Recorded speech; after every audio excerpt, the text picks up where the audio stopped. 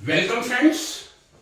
आज मैं एक ऐसे विषय पर कुछ विचार आपके सामने शेयर करने जा रहा हूं जो हर व्यक्ति के जीवन का, जी हां, हर व्यक्ति के जीवन का एक महत्वपूर्ण हिस्सा होता है।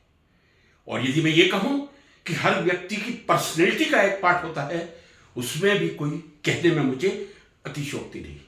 जी हां, भावुक और भावुकता, व्यक्ति का इमोशनल होना और व्यक्ति के जीवन में इमोशंस होना कितना सही है, कितना गलत है, आइए जरा आज इस पर चर्चा करते हैं।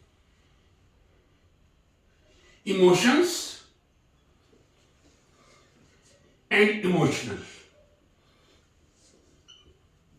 हिंदी में कहूं तो ये भावनाएं कह दो, भावनाएं, और ये हो गया बहुत भावुक है। जी, बहुत व्यक्ति भावुक है। कहां तक सही है, कहां तक गलत है, आज केवल इसी विषय पर एनालिसिस करने के लिए आपके सामने उपस्थित हूं। इस दुनिया में यदि व्यक्ति शिक्षित है, अशिक्षित मिल जाएगा, पढ़ा लिखा व्यक्ति है, एजुकेटेड है, हाईली एजुकेटेड है, अनएजुकेटेड भी होगा, बहुत ही धनवान व्यक्ति है, बहुत ही गरीब भी होगा। लेकिन एक गुण जो परमात्मा ने सबको दिया है, वो मस्तिष्क का गुण दिया है।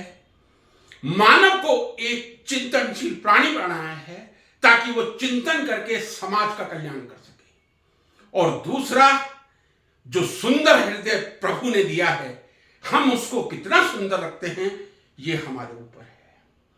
कई बार ब्रेन डेड हो जाता है, लेकिन हृदय जीवित रहता है, हम जिंदा रहते हैं। सालों कोमा में लोग चले जाते हैं, बिना मस्तिष्क के हम जीवित रह सकते हैं। लेकिन यदि हार्ट अटैक आ जाए और हार्ट अटैक में हार्ट फेलियर हो जाए, तब हम जिंदा नहीं रह सकते। फ्रेंड्स, कहने का मतलब यह है, आपके जीवन में जितनी इंपॉर्टेंस ब्रेन की है, जी हां, जितनी इंपॉर्टेंस ब्रेन की है, उतनी ही आपके हार्ट की है। यह हर दुनिया में हर कोई व्यक्ति जानता है। और इमोशंस हृदय से जुड़े हुए होते हैं, मस्तिष्क से जुड़े हुए नहीं होते। व्यक्ति भावुक है, अति भावुक है, और बिल्कुल भावनाएं नहीं है। तीन तरीके हो सकते हैं in my opinion: emotional, highly emotional और इमोशनलेस। कोई इमोशन नहीं है। तीन तरह के व्यक्ति आपको हमेशा आपकी जिंदगी में मिलेंगे, ये मेरी बात से आप लोग सहमत होंगे।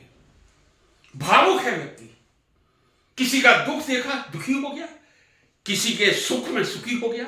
और परमात्मा ने यह संदेश मानव को दिया भी है कि दूसरे के दुख में दुखी होना और दूसरे के सुख में सुखी होना मानव का सबसे बड़ा गुण है।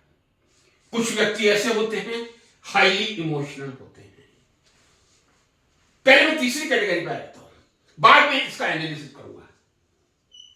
कुछ व्यक्ति इमोशनलेस होते हैं, उनमें कोई भावनाएं नहीं है। मैं कहता हूं, यदि सबसे ज्यादा भावनाओं को प्रकट करने की क्षमताएं, टैलेंट किसमें है? अनडाउटेडली एक्टर और एक्ट्रेस में है। वो एक एक्टिंग है।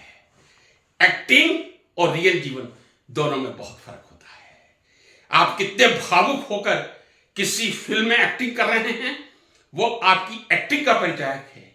आप अपने वास्तविक जीवन में भावनाओं को किस तरह समेटते हैं, वो आपके जीवन की सार्थकता का परिचय देता है। कुछ लोग हाईली इमोशनल, किसी का दुख देखा ही नहीं जाएगा, आंखों में आंसू होंगे। और ऐसे व्यक्ति हाईली इमोशनल अपने सुख में भी सुखी होंगे, अपने दुख में भी दुखी होंगे, और दूसरे के सुख में भी सुखी होंगे। जो हाईली इमोशनल होगा, वो कभी ये नहीं होगा कि दूसरे के सुख में खुश ना हो। हाईली इमोशनल अपने दुख में और अपने सुख में तो बहुत ज्यादा दुखी और सुखी होगा, लेकिन जो हाईली इमोशनल होगा, वो दूसरे के दुख और सुख में भी बहुत ज्यादा दुखी और सुखी होगा। इमोशनलेस व्यक्ति ऐसा है, अपने हृदय के अंदर सब कुछ छुपा के रख लेगा, भावनाएं प्रदर्शित नहीं होती हैं। मैं समझता हूं ये जीवन की बहुत बड़ी कला है। सफलता की ये कला है या नहीं ये मैं नहीं कहूंगा, सफलता की ये कला है ये मैं नहीं कह रहा, जीवन की एक बहुत बड़ी कला है। आप दुख में भी बिल्कुल स्थित प्रज्ञ बन के, उसको स्थित प्रज्ञ हिंदी में कहा जाता है, जो ना सुख से सुखी हो रहा है ना दुख से दुखी हो रहा है, जो अपने दुख से दुखी ना हो और अपने सुख से सुखी ना हो, वो तो परमात्मा की श्रेणी में आ जाता है, देवताओं की श्रेणी में आ जाता है। लेकिन जो किसी भी दुख को देख के दुखी ना हो, सुख को देख के सुखी ना हो, उसे स्थिर प्रज्ञा कहा जाता है। एक ऐसी स्थिति में आ गया, फटे हुए कपड़े पहन लिए तो वो बहुत खुश है, और नया सूट पहन लिया तो वो बहुत खुश है। इमोशंस का कोई फर्क नहीं पड़ता। यदि व्यक्ति उससे बहुत ज्यादा प्रशंसित हो जाए, उसको कोई फर्क नहीं होगा, उसकी आलोचना करे तो भी फर्क नहीं होगा। इमोशनलेस। अब मैं आपको बता दूं, इमोशनलेस होना बिल्कुल अच्छी बात नहीं है। जिंदगी में मैं समझता हूं हार्ट अटैक का सबसे बड़ा कारण हो सकता है, ऐसी बात नहीं कि मैं कह रहा हूं जो हाईली इमोशनल होगा उसको हार्ट अटैक नहीं आएगा, जो इमोशनलेस होगा हार्ट अटैक आने की संभावना उसमें उतनी ही होगी। हाईली इमोशनल ये रहा, उसमें भी हार्ट अटैक आने की उतनी ही संभावना होगी, ये मैं आपसे कह दूं, this is my personal philosophy, जितनी इमोशनलेस में है। जो हाईली इमोशनल व्यक्ति होगा वो भी बहुत ज्यादा खुशी बर्दाश्त नहीं करेगा, बहुत ज्यादा दुख बर्दाश्त नहीं करेगा। आप उससे बात करके देखिए, दुख की बात के समय उसकी आंखें नम होंगी, और हो सकता है कोई अति खुशी की आप बात उसके सामने करें तो खुशी के आंसू उसके आंखों से निकल सके। हाईली इमोशनल और इमोशनलेस दोनों हार्ट अटैक का सामना कर सकते हैं, लेकिन इमोशनल होना व्यक्ति का सबसे बड़ा गुण है। यदि आपकी क्वालिटी, सबसे बड़ी क्वालिटी जिंदगी में कोई है, पर्सनैलिटी में है, उसमें एक मैं ऐड करूंगा कि आप कितने इमोशनल हैं। हाईली इमोशनल हैं, इमोशनलेस हैं, मैं इस पर कोई कमेंट नहीं करूंगा। जी हां, आपकी पर्सनैलिटी का आंकलन मैं इससे करूंगा कि आप इमोशनल हैं या नहीं है। अब आप सोचेंगे कि इमोशनल व्यक्ति का परिचय कैसे हो। इमोशनल, भावुक होना, अति भावुक होना, भावुक होना, दोनों में बहुत अंतर होता है। और दूसरी बात और कह दूं कि दोनों के बीच एक बहुत पतली लाइन खींची हुई है। व्यक्ति कब भावुक से अति भावुक हो जाए कुछ समय नहीं लगता, लेकिन फिर भी दोनों के बीच एक लाइन है, इससे मैं इनकार नहीं करूंगा। यदि दूसरे के दुख को दुख देख के भी, दूसरे को दुखी देख के भी आपके चेहरे पर मुस्कुराहट आती है तो वो आपकी पर्सनैलिटी का सबसे नेगेटिव पार्ट है। मैं एक बहुत ही प्रैक्टिकल एग्जांपल दे रहा हूं। मैंने अक्सर देखा है, हम किसी के दुख में शामिल हुए हैं, शव यात्रा में शामिल हैं, आगे शव जा रहा है, परिजन जा रहे हैं, पीछे हम गप लगाते लगाते कभी हंसी के ठाके लगाने भी शुरू कर देते हैं। कह दीजिए कि मेरी बात गलत है, कह दीजिए, नहीं होगी। ये कैसी इमोशंस है हमारी कि हम शव यात्रा में चल रहे हैं और हंसी के ठाके लगाते हैं। इमोशनल होना अच्छी बात है, लेकिन इतना भी इमोशनल मत होइए कि जब आप मित्रों से चर्चा कर रहे हैं ये भूल गए कि 2 मीटर 3 मीटर आगे अर्थी जा रही है, मैं उस प्रोसेशन का पार्ट हूं जो लास्ट फ्यूनरल के लिए जा रहा है।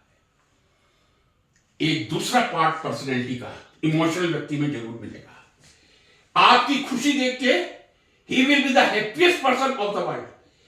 अपनी खुशी में खुश हो या ना हो, लेकिन दूसरों की खुशी में जिसको आनंद आता है वही इमोशनल होता है। या इमोशनल व्यक्ति की विशेषता ये होता है, वो होती है कि ये दूसरे की खुशियों को देख के प्रसन्न हो जाए, हैप्पीएस्ट हो जाए, वो इमोशनल कहलाएगा। उसको आप सुपर इमोशनल नहीं कह सकते, हाईली इमोशनल नहीं कह सकते, इमोशनल कहलाएगा। एक गुण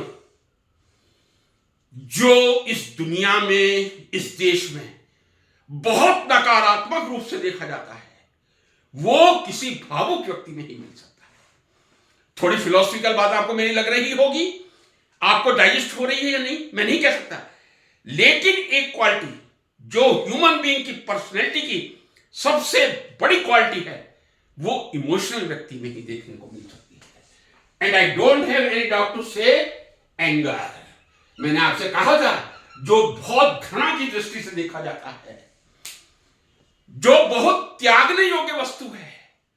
सब महापुरुष कहते हैं, सत्पुरुष कहते हैं, गुरु कहते हैं, क्रोध मत कीजिए। ये मैं आपको बता दूं, जिस तरह इमोशन हृदय से जुड़े हुए हैं, और जब मानव का जन्म होता है, हृदय का संचालन तो ठीक है, जब वो धीरे धीरे बढ़कर प्रज्ञा की तरफ, बुद्धि की तरफ बढ़ता है, तब उसका मन कितना निर्मल है और कितना काला है, इसका आकलन कोई नहीं कर सकता। लेकिन कई बार जो इमोशंस होते हैं वो व्यक्ति का, सही व्यक्ति का परिचय देते हैं। और मैं कहता हूं, एक पर्सनैलिटी का आपका बहुत बड़ा पार्ट है। बहुत बड़ा वाक्य कह रहा हूं, आपकी पर्सनैलिटी के कई पार्ट हो सकते हैं। आपने कैसे कपड़े पहने हैं, आपकी हाइट कितनी है, आपका बॉडी वेट कितना है। सटनली यदि आपका हाइट और बॉडी वेट में बैलेंस है, आप अति सुंदर हैं और आप सुंदर कपड़े पहन के निकल जाएंगे, हर कोई आपकी तरफ देखेगा। दूसरा आता है आपकी वाणी।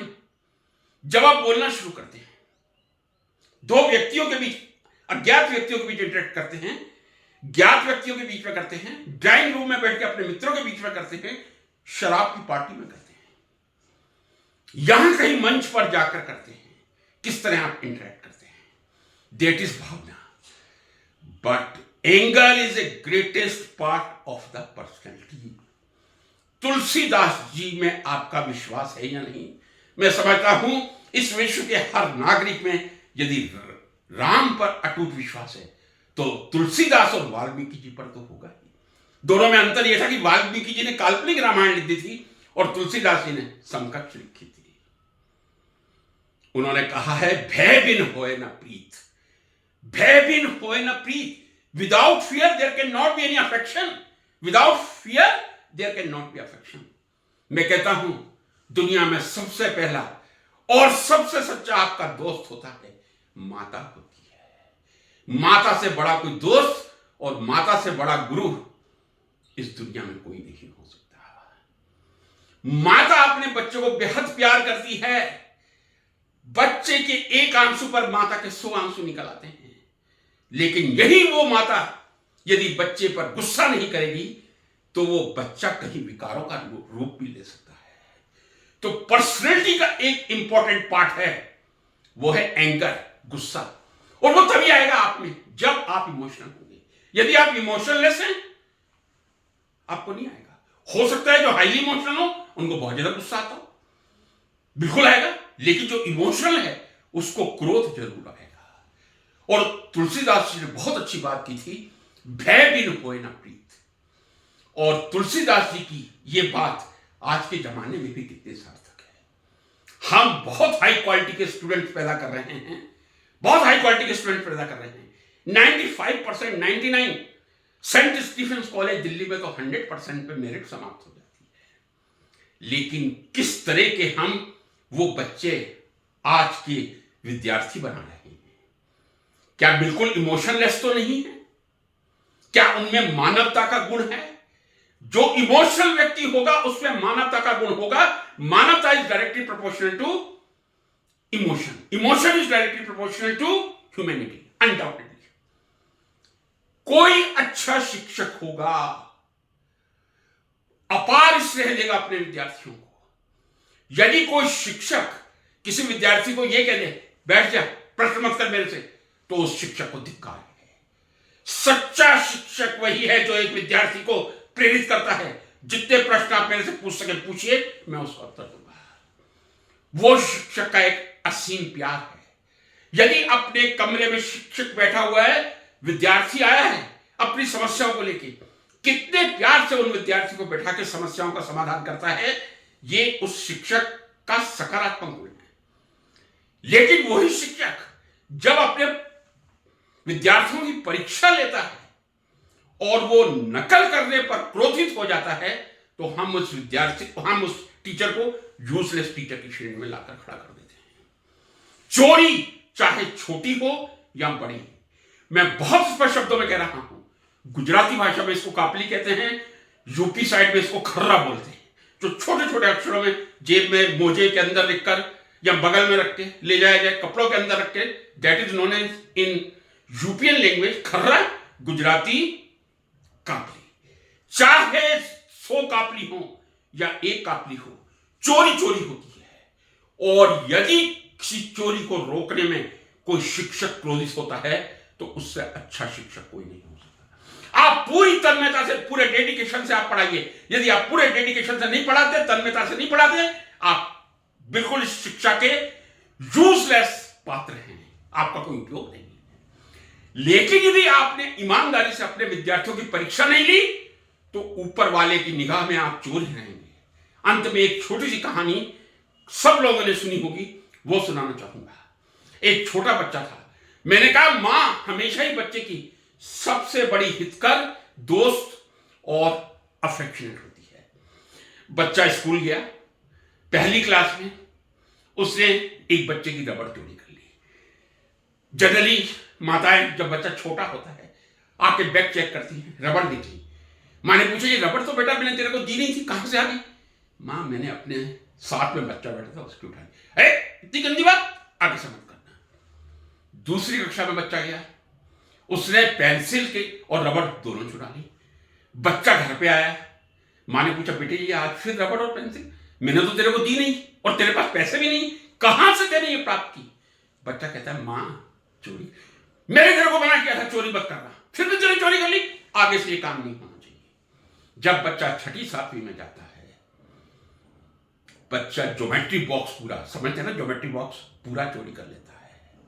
और जब वो थोड़ी आगे अग्रिम कक्षाओं में जाता है तब वो कापली करनी शुरू कर देता है। माता पिता के सामने कापली बन रही है।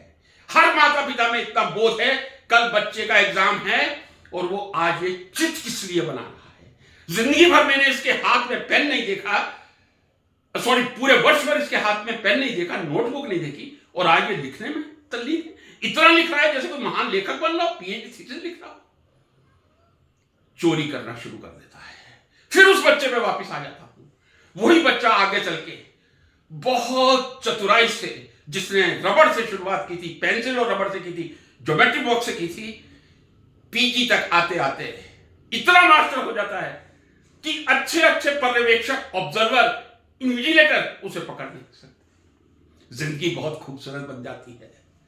मां को भी अभिमान होता है। बच्चे को मां ने कभी नहीं बताया कि मैं क्या कर रहा हूं, अपार पैसा संचित कर रहा है। मां पूछती है बेटा इतना धन धान्य कहां से ला रहा है?